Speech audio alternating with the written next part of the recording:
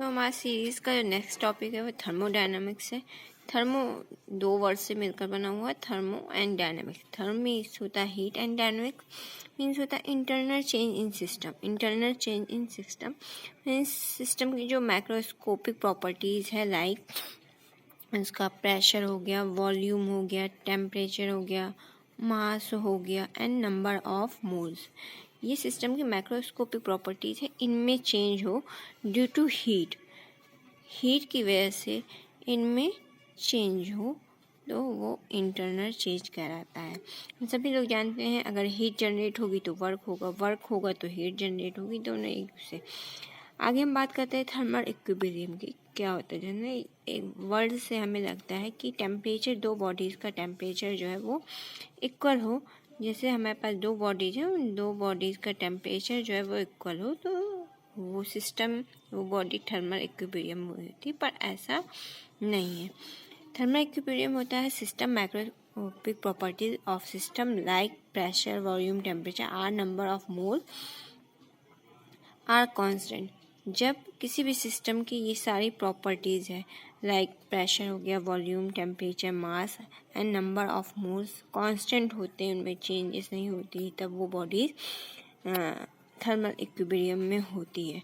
आइए इसे एग्जांपल से समझते हैं।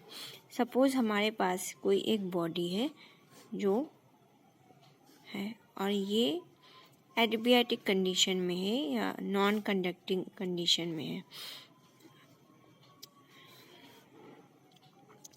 नॉन कंडक्टिंग मीन्स कि इसमें हीट का फ्लो नहीं हो सकता,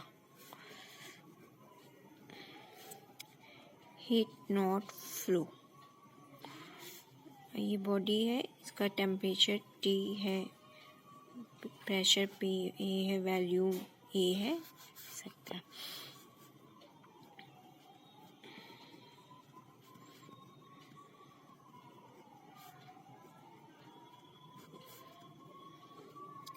तो यहाँ पे हम देखेंगे कि जो क्योंकि यहाँ पे हीट जो है फ्लो नहीं हो पा रही, तो ना अंदर की हीट बाहर एक्सचेंज हो रही, ना बाहर की heat outside heat are inside, then this body we say this body is under equilibrium condition thermal, क्योंकि इसका जो टेम्परेचर है, प्रेशर है, वॉल्यूम है, वो सेम बना हुआ है। ठीक इसी तरीके से एक दूसरा एग्जाम्पल लेते हैं।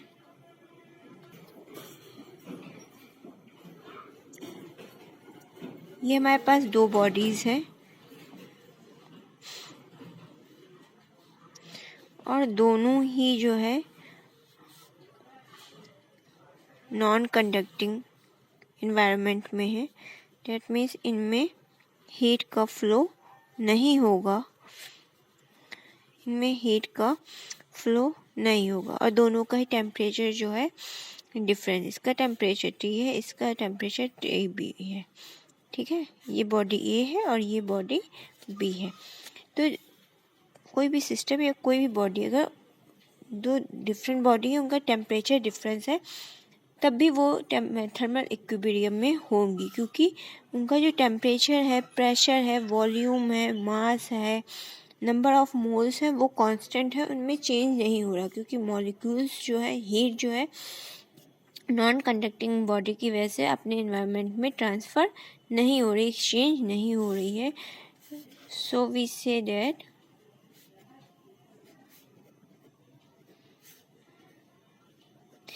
To different body temperature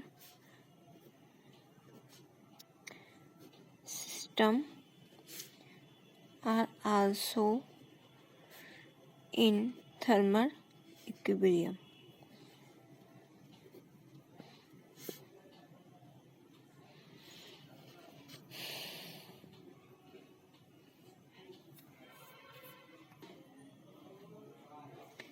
third situation देखते हैं।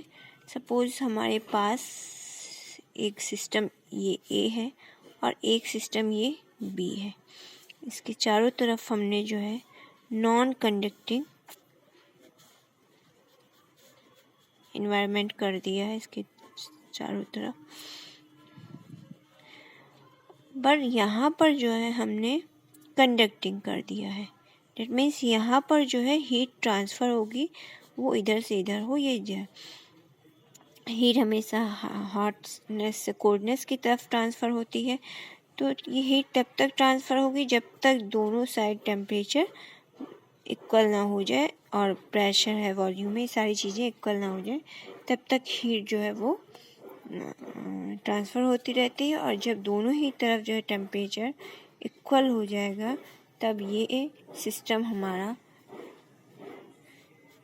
थर्मल इक्विलिब्रियम में आ जाएगा।